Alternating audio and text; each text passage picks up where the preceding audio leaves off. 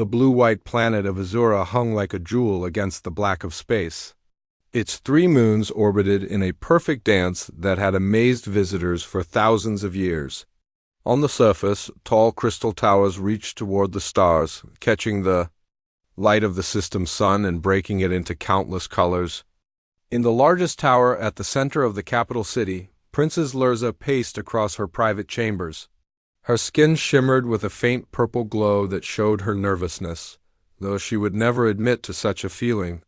"They will be here soon, Your Highness," said Keltor, her chief advisor. The old Sephron's skin had faded to a pale blue with age, but his eyes remained sharp and alert. "These humans," Lurza said, her voice dripping with doubt, "are they truly worth our time? The reports say they only achieved space travel a few hundred years ago." "Mere children compared to our empire," Keltor bowed slightly. "Young, yes, but they have spread quickly through their sector. They have made allies of the Regellians, and even the Tau Collective respects them. That alone makes them worthy of attention." The princess stopped at her window and looked out at the city below. Azura had stood for over 10,000 years. The Sephron Empire had explored the stars when humans were still fighting with metal sticks on their home planet. Yet now the High Council insisted on forming ties with these newcomers.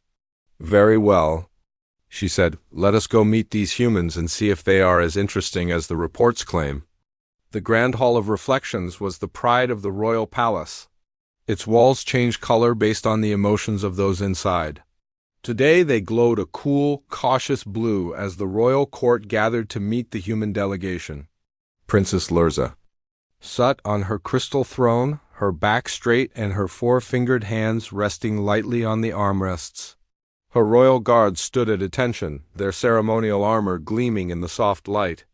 The entire court had dressed in their finest clothes for this meeting, though the princess thought it was more effort than the humans deserved. A low tone sounded throughout the hall, announcing the arrival of the visitors. The great doors slid open silently, and the human delegation entered. At their head walked a tall man in dark armor. Unlike the ceremonial armor of the Sephron guards, his looked functional and battle-tested. Small lights blinked along its surface, and faint humming came from its power core. The princess could see scratches and burn marks on its surface that had been polished but not removed signs of real combat. "Presenting Captain Eric Mason of the Earth Alliance," announced the court herald, "lead diplomat for the Human-Sephron treaty negotiations." The human captain walked forward with confident steps. His face remained calm as he took in the grand hall and the gathered court. 4 other humans followed him, dressed in simpler uniforms without armor. Captain Mason stopped at the proper distance from the throne and bowed. Not too deep, just enough to show respect without suggesting submission. The princess noted this with mild surprise. At least these humans had studied proper protocol. "Your Royal Highness," Captain Mason said, his voice deep and clear. "I bring greetings from Earth and the Alliance of United Worlds. We are honored by your welcome to Azura." His accent made the Sephron words sound strange, but his grammar was perfect. Another small surprise. Princess Lurza nodded slightly. "Captain Mason, the Sephron Empire acknowledges your arrival. I trust your journey was without incident?" "It was, Your Highness. Your star system is as beautiful as the stories claim." The princess allowed a small smile. "Yes, we know." The walls of the hall shifted slightly, touches of green appearing among the blue. The court was becoming curious despite itself. Captain Mason gestured to one of his team, who stepped forward carrying a small box made of dark wood. The captain took it and approached the throne. "As is custom among both our peoples, I bring a gift to mark our first formal meeting." The princess leaned forward slightly. This was often the most interesting part of first contact situations. What did other species consider valuable enough to present to the Sephron royal family? Captain Mason opened the box. Inside was a crystal sphere about the size of his palm. It looked simple at first glance, too simple for the royal court of Azura, where even common people own jewelry more impressive than this. "This crystal contains a complete history of human civilization," he explained. From our earliest writings to our first steps into space, our art, music, literature, and scientific discoveries. He lifted the sphere, and it began to glow with a soft white light. Images appeared inside its strange buildings, humans in odd clothes, spaceships of increasingly complex design. The crystal responds to touch and thought. You need only hold it and think of what you wish to know about humanity, and it will show you. The princess stared at the sphere. It was ordinary. After all the build-up, after all the reports about human ingenuity, this was their great gift. A simple data storage device and a barely adequate presentation? The walls of the hall suddenly flashed with touches of red as her disappointment and annoyance grew. Before she could stop herself, Princess Lurza laughed. Not a polite laugh, but a real one, filled with genuine amusement and scorn. The sound echoed in the suddenly silent hall. Is this truly the best that humans can offer? She asked, her voice louder than necessary. A simple data crystal? Even our children play with more impressive toys. The court tensed. Some looked down in embarrassment. Others watched the humans with new interest, waiting to see how they would respond to such a direct insult. Captain Mason's face remained calm, but his eyes narrowed slightly. The other humans behind him shifted uncomfortably. Our gift is not meant to impress with its appearance, Your Highness, the captain said evenly. Its value lies in what it contains, the complete story of our species. We offer you our history, our culture, our very identity. Among humans, there is no greater gift than the truth of who we are. The princess waved her hand dismissively. Perhaps we overestimated your species' potential. I expected something worthy of the Saffron Court. The walls of the hall flashed a dangerous red as tension filled the room. The human diplomatic team froze, clearly unsure how to respond. The Saffron guards shifted their stance slightly, hands moving closer to their ceremonial weapons. All eyes turned to Captain Mason. The normal response to such an insult would be either anger or desperate attempts to please. The princess waited to see which way the human would break. Captain Mason did neither. Instead, he looked directly into her eyes and smiled. The smile caught the princess off guard. It wasn't angry or forced. If anything, it looked like the smile of someone who had just learned something valuable. And that's when Captain Eric Mason did something no one in the hall expected. Everyone in the Grand Hall of Reflections watched as Captain Eric Mason reached up to the back of his neck. His fingers found a small panel at the base of his skull where his armor connected to his nervous system. With a simple press, a soft, hissing sound filled the quiet hall. The princess leaned forward on her crystal throne. She had never seen human battle armor up close before. The Saffron intelligence reports claimed it was advanced for such a young species, though still far behind their own technology. Lines of blue light ran across the dark surface of the armor as the internal systems began to power down. The chest plate loosened first, followed by the shoulder guards and arm sections. Instead of falling to the ground in pieces as most armor would, each section folded in on itself with precise, fluid movements. The court watched in fascination as the entire suit collapsed like a puzzle solving itself backwards. Within moments, the imposing battle armor that had made the human captain look like a warrior from legend had transformed into a small, dense cube resting in his palm. Captain Mason now stood before the royal court wearing only a simple black undersuit. It covered him from neck to ankles, but without the armor he seemed smaller, more vulnerable. The material looked soft and offered no protection. Yet strangely, he now seemed to fill the room even more completely than before. The captain placed the cube on the floor between himself and Princess Lurza. The small metal box sat there, innocent and harmless, while tension filled the air around it. Your Highness, he said, his voice calm and measured, you are correct that humans have much to learn. We are young compared to the Saffron Empire. Our technology is less advanced, our history shorter, our understanding of the universe more limited. He took a step back from the armor. But we know one thing with certainty. True strength has never resided in armor or weapons or technology. It resides in character. The walls of the hall, which had been flashing angry red, began to shift to a confused mixture of colors. The princess blinked, her large eyes widening with surprise. "What are you doing?" she asked, genuinely confused. This wasn't how diplomatic insults were supposed to work. The human should be either angry or trying to please her. This calm confidence made no sense. "I'm showing you humanity, Your Highness," Captain Mason replied. "Not our technology or our weapons or our ships. Just a human being standing before you without protection or pretense." He gestured to the cube on the floor. "That armor has saved my life in 3 major battles and countless smaller conflicts. It's a marvel of human engineering that took our scientists decades to perfect. But it's not what makes me strong, and it's not what makes humanity worth knowing." "Princess." Lurza stared at him, then at the small cube on the floor. She had expected the humans to try to impress her court with displays of their best technology. Instead, this captain had just set aside what was clearly one of their most advanced pieces of equipment as if it meant nothing. "Are all humans so quick to abandon their advantages?" she asked, trying to regain control of the situation. Captain Mason smiled again, but this time it was tinged with something like sadness. "No, Your Highness. Most of us cling to our advantages desperately. It's a hard lesson to learn that sometimes you need to set aside your shields to reach someone." He looked around the hall at the gathered Sephran nobility. "I had hoped to begin a friendship between our peoples today.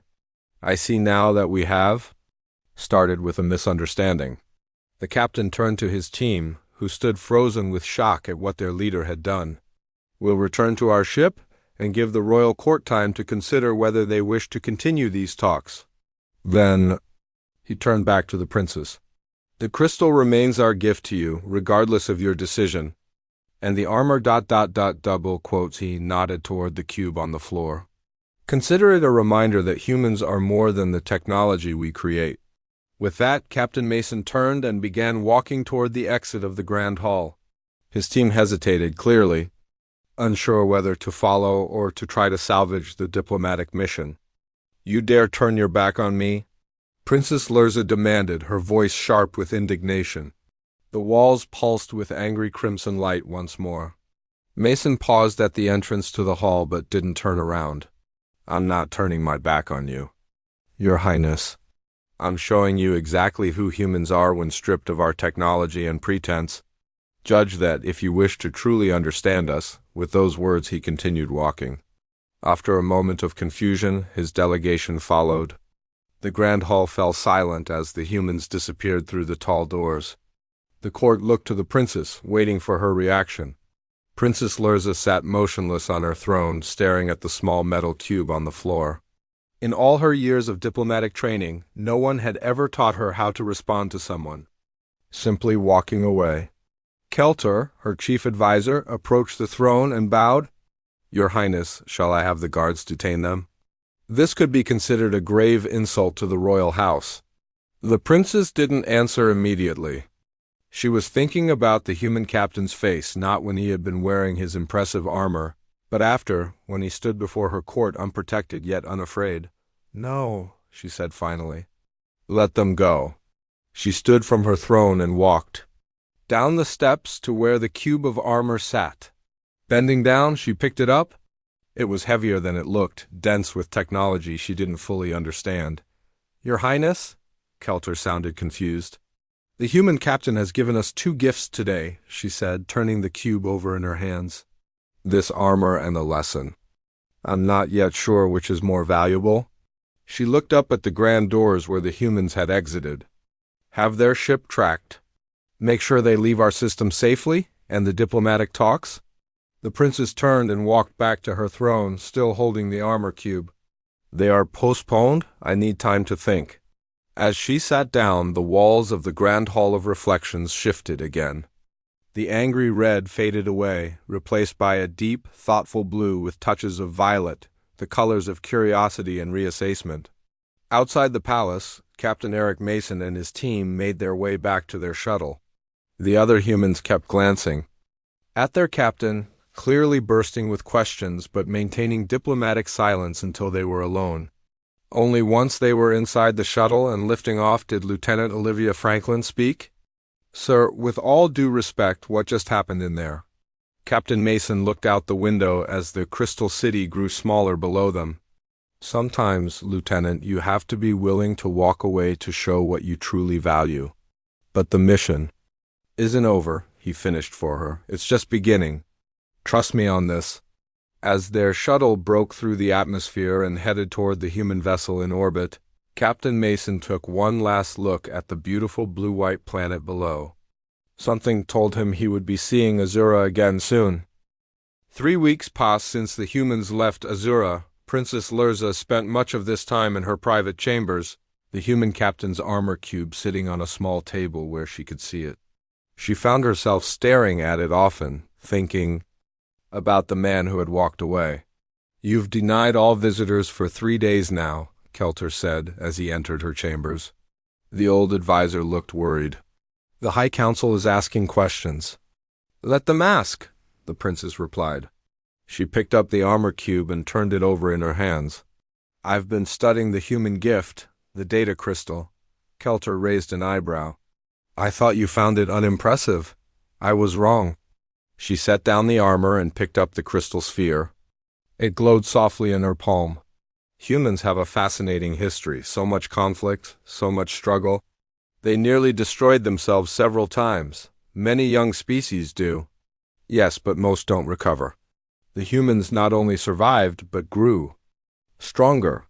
She activated the crystal and images appeared within it, human cities rising from ruins, people rebuilding after terrible wars.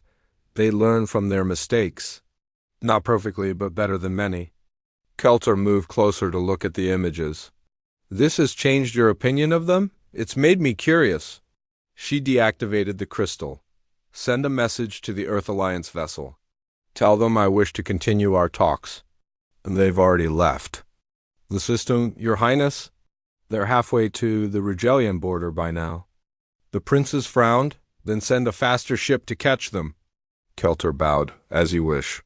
2 days later, the human delegation returned to Azura. This time they were welcomed with less ceremony. Princess Lurza requested a private meeting with Captain Mason in the palace gardens rather than the formal Grand Hall. The gardens were one of the few places on Azura with plants instead of crystal. Species from across the galaxy grew here in carefully maintained environments. The princess waited near a small pond filled with glowing fish from the water world of Nereus. Captain Mason arrived alone, as requested. He wore a simple dark uniform. With no armor, though the princess noticed he moved as if still ready for any threat. 20 years of military service, according to his records in the data crystal. A decorated officer with experience in both combat and diplomacy. "Your Highness," he said with a polite bow. "Thank you for the invitation. Captain Mason." She gestured to a bench beside the pond. "Please sit with me." He sat down, his movements relaxed but alert. He didn't speak, waiting for her to explain why she had called him back. "I've been studying your gift," she said. "The crystal with your people's history. I'm glad you found it worth your time. At first I didn't, but then I began to see patterns. Your people face problems differently than Sephrons do." She looked at him closely. "You embrace change. We resist it." Captain Mason nodded. "The Sephron Empire has been stable for thousands of years.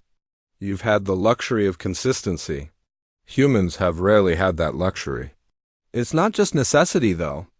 Even when you could maintain the status quo, you often choose not to." "Why?"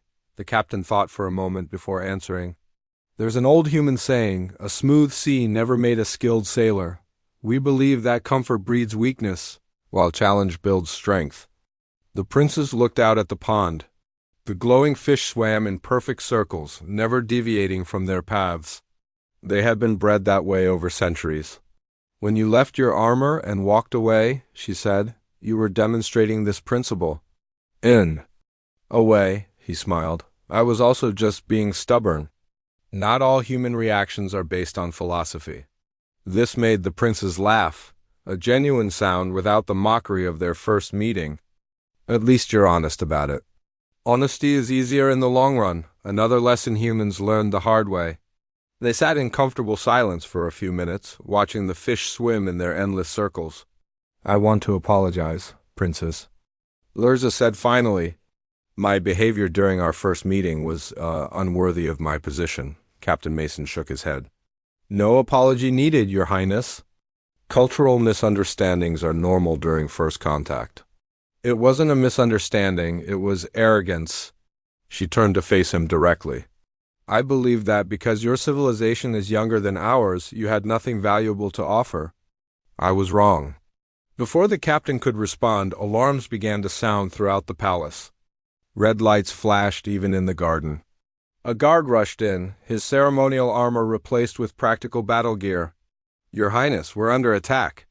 The guard's skin had turned pale with fear. "Vex ships have entered the system. Dozens of them. They've already destroyed our outer defenses." Princess Lurza stood quickly. "The Vex? That's impossible. They've never come this far into our territory." "They've broken through the defense line at Karos," the guard said. "The outer colonies have fallen. Azura is their next target."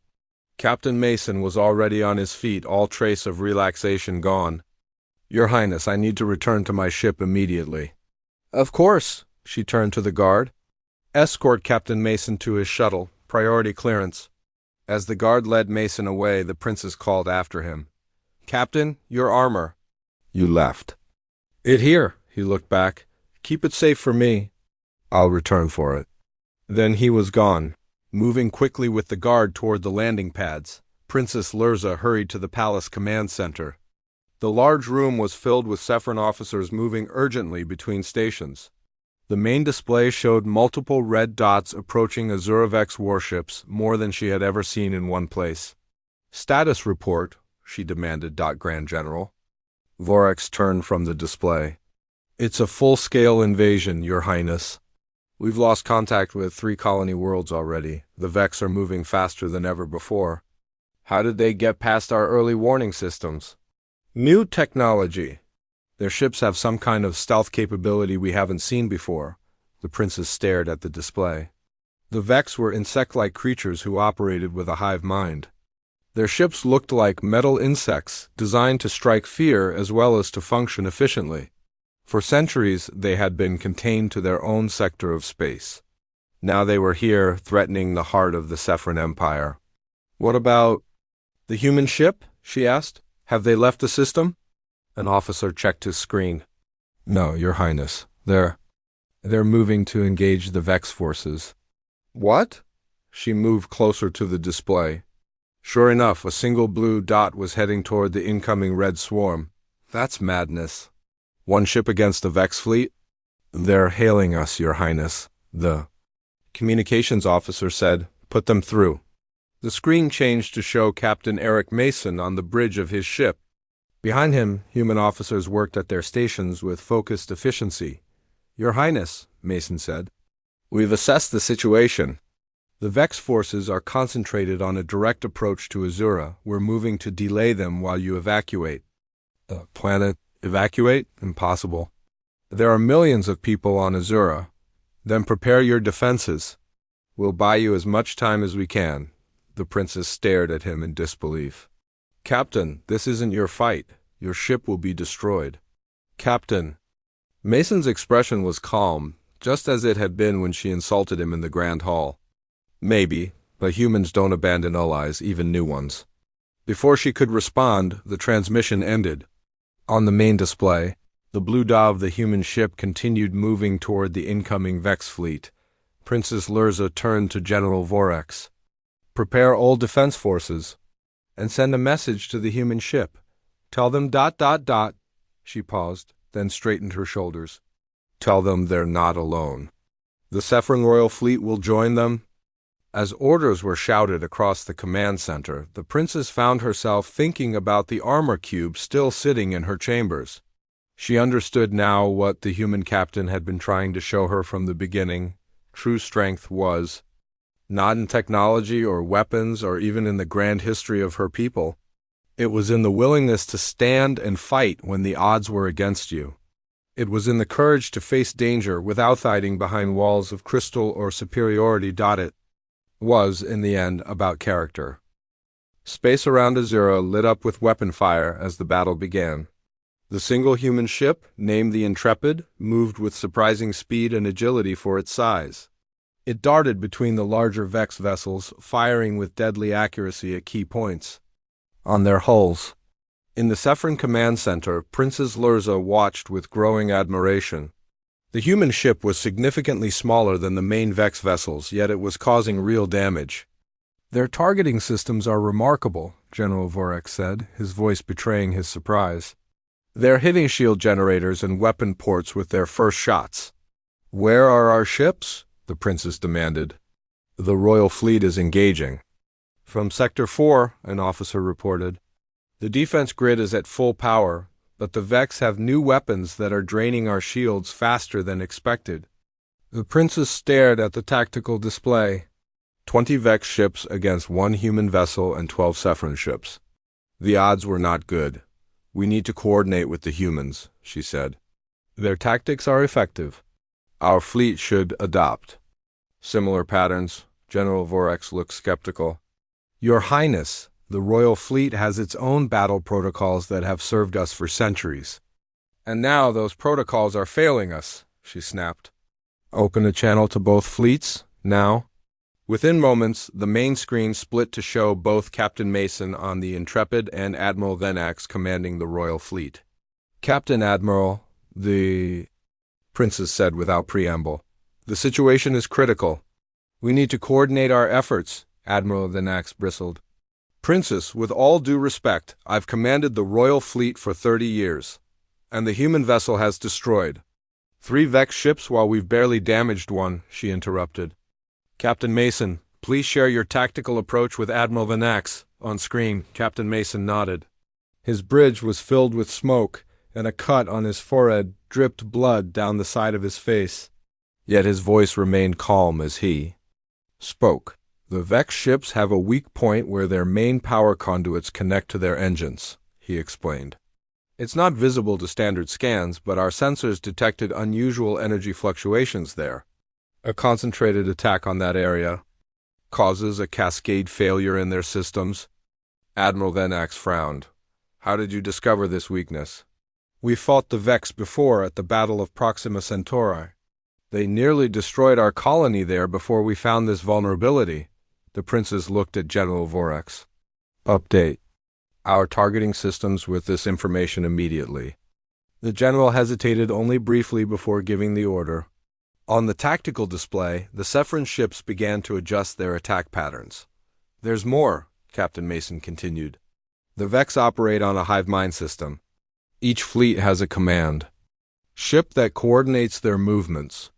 If we can identify and destroy it, the rest will be disoriented for several minutes." Admiral Venax leaned forward. "How do we identify the command ship?" "It will have more communication arrays and fewer weapons. It usually stays behind the main attack force." The princess studied the tactical display. "There," she said, pointing to a larger Vex ship hanging back from the main battle. "That one matches the description." "Good eye, Your Highness," Captain Mason said with a nod of respect. "Admiral, if your fleet can create a diversion, the Intrepid can make a run at the command ship." Admiral Venax hesitated, then nodded. "Very well, we'll follow your lead, Captain." As the 2 commanders coordinated their attack plan, Princess Lurza felt a strange mix of emotions. Pride in seeing her people adapt to a new challenge, shame at how quickly she had dismissed the humans earlier, and a growing respect for Captain Mason, who fought to protect her world despite her previous insult. The battle continued for hours. The combined forces of the Sephron Royal Fleet and the human ship managed to destroy several more Vex vessels, but not without cost. 3 Sephron ships had been lost, and the Intrepid had taken heavy damage. "The Vex command ship is moving," an officer reported. "It's positioning itself for a direct attack on the planet." General Vorex pointed to the display. "They're bringing in planet killer missiles. If those hit Azura's surface..." The princess didn't need him to finish. Everyone knew what would happen. Millions would die instantly, and the beautiful crystal cities would be reduced to dust. "Where is the Intrepid?" she asked. "Here, Your Highness." The officer highlighted a small blue dot moving at high speed toward the Vex command ship. They appear to be on an intercept course. The communications officer spoke up. Incoming transmission from the Intrepid. Captain Mason's face appeared on screen again. The bridge behind him was in worse condition now, with several stations damaged and crew members injured. "Your Highness," he said, his voice steady despite the chaos around him. "We've detected the Vex preparing to launch missiles at Azura. We're moving to intercept." "Captain, your ship is already heavily damaged," the princess said. "You can't possibly—" "We have one option left," he interrupted. "We're going to ram the command ship before it can launch." The command center fell silent. Everyone understood what the captain was saying. It was a suicide mission. "There must be another way," Princess Lurza said, her voice barely above. A whisper. Captain Mason shook his head. "The Intrepid's main weapons are offline. Our engines still work. This is the only way to stop those missiles." He looked directly at her through the screen. "Your Highness, it has been an honor to meet you and your people. I believe an alliance between humans and Sephrons would have benefited both our civilizations." The princess stepped closer to the screen. "Captain Mason... Eric, please don't do this." He smiled, that same calm smile he had given her when she insulted him in the Grand Hall. "Sometimes, Princess, the greatest strength is knowing when to sacrifice yourself for others." "Wait," she said. "The armor, your armor. Could it help you survive?" "It might have given me a few more minutes of life support, but not much else." His smile turned sad. "Keep it as a reminder of what humans stand for." Before she could respond, the ship rocked violently as it took another hit. Captain Mason turned to give orders to his crew, then looked back at the screen one last time. "Goodbye, Your Highness." The transmission cut off. On the tactical display, the blue dot of the Intrepid accelerated toward the Vex command ship. The princess watched, unable to look away, as the human vessel slammed into the enemy ship at full speed. The explosion bloomed silently in space. A brilliant flash of light that temporarily blinded the sensors. When the display cleared, both ships were gone. Around them, the remaining Vex vessels suddenly began moving erratically, their coordinated attack patterns dissolving into chaos. "The human was right," General Vorik said softly. "Without the command ship, they're disoriented. Launch all." "Fighters," Princess Lurza ordered, her voice tight with emotion. "Destroy every Vex ship in the system, not one escapes." As the Sephram forces pressed their advantage against the confused Vex fleet, the princess stood motionless before the tactical display. Her thoughts were not on the battle, but on the human captain who had sacrificed himself to save her world. A world that had mocked him and his people. A world he had chosen to protect anyway. In that moment, Princess Lurza understood the true meaning of strength in a way no royal education could have taught her. 6 months passed since the Battle of Azura. The Sephron Empire had changed in ways no one could have predicted. News of the Vex attack and the human sacrifice spread throughout the galaxy. The story of one Earth ship standing against a Vex fleet to protect an alien world captured the imagination of many species. Princess Lurza stood at the large window in her private chambers, looking out at the rebuilt sections of the capital city. Parts of Azura had been damaged in the battle, but the planet itself had been saved. All because of Captain Eric Mason and his crew. She turned to look at the small display case she had commissioned. Inside sat 2 items, the cube of human battle, armor, and the data crystal containing human history. A plaque beneath them read, "In honor of Captain Eric Mason and the crew of the Earth Alliance vessel Intrepid. They gave their lives so that Azura might live." A soft tone indicated someone at her door. "Enter," she called .KELT, or stepped into the room, bowing slightly. "Your Highness, the Earth Alliance delegation has arrived." "They're waiting in the diplomatic reception hall," the princess nodded. "Thank you, Kelter. I'll be there shortly."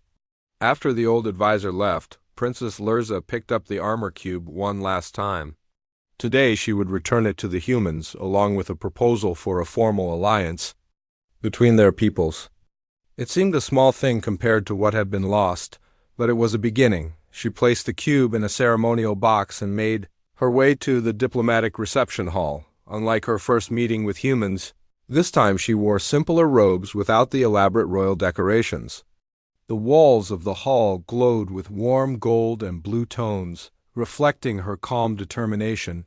The Earth Alliance delegation consisted of 5 humans in formal uniforms. Their leader was an older woman with silver hair and a serious expression. Ambassador Carol Wright, according to the briefing materials. Ambassador Wright, the princess said with a respectful bow of her head. Welcome to Azura. I thank you for making this journey. The ambassador returned the gesture. Thank you for the invitation, Your Highness. The Earth Alliance values this opportunity to strengthen relations between our peoples. As does the Saffron Empire. The princess gestured to seats arranged in a circle rather than the traditional throne-centered layout of the past. Please, let us sit together as equals. If the ambassador was surprised by this break from Saffron tradition, she didn't show it. Once everyone was seated, Princess Lurza placed the ceremonial box on a small table in the center of the circle. Before we begin formal discussions, I wish to return something that belongs to your people. She opened the box, revealing the armor cube. This was Captain Eric Mason's battle armor. He left it here during our first meeting, in a gesture I did not fully understand at the time. Ambassador Wright looked at the cube with recognition. The incident was noted in his final report. He taught me an important lesson that day, the princess continued. One that I failed to appreciate until it was too late. He showed me that true strength does not reside in technology or weapons, but in character. She looked around at the human delegation. Captain Mason and his crew demonstrated the highest character when they gave their lives to save my world. A world that had not even offered them basic respect. One of the human officers spoke up. Ma'am, if I may? At the ambassador's nod, he continued. I served with Captain Mason for 8 years. What he did at Azura... that was who he was. He believed in doing what was right, even when it was hard. The princess smiled sadly. He said something similar to me just before. She took a breath. I wish I had known him better. We all wish. That, the officer said, he was one of our best. Ambassador Wright leaned forward. Your Highness, while we appreciate the return of Captain Mason's armor, I must inform you that it is no longer standard issue for Earth Alliance personnel. Oh? The princess was surprised. Yes, after the Battle of Azura, our engineers developed a new model. The ambassador nodded to another member of the delegation, who placed a small case on the table and opened it. Inside was a new armor cube, similar to Mason's but with subtle differences. Its surface was not pure black, but had traces of blue crystal embedded in the material crystal that looked remarkably like those from Azura. This is the Mason-class armor, Ambassador Wright explained. It incorporates elements of Saffron, crystal technology that your scientists shared with us after the battle. It's more effective against Vex weapons than our previous models. The princess stared at the new armor. You named it after him. We did. And the first ship in our new defense fleet will be called the Azura. The ambassador's expression softened. Slightly. Some good has come from tragedy, Your Highness. Our peoples have begun working together in ways we never imagined. Princess Lurza nodded. That is why I've asked you here today. The High Council has approved my proposal for a formal alliance between the Saffron Empire and the Earth Alliance. She signaled to Kelter, who brought forward an ornate crystal tablet. This document outlines the terms of the alliance. Military. Cooperation, scientific exchange, cultural programs, a true partnership between our civilizations. Ambassador Wright accepted the tablet. This is a historic moment, Your Highness. 6 months ago, such an alliance seemed impossible.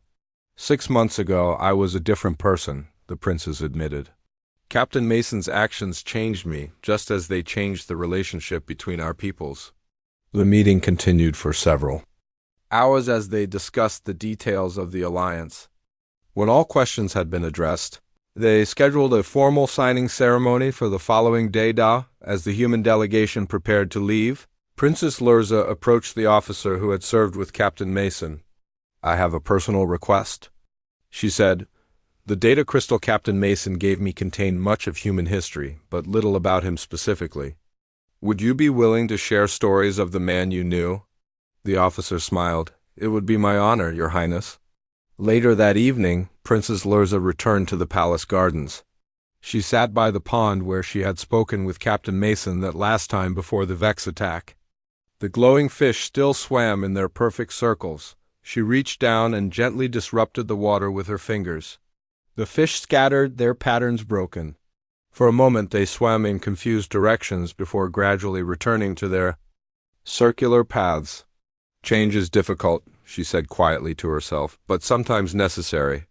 The next day, representatives from throughout the galaxy gathered to witness the signing of the Cephren-Human Alliance Treaty.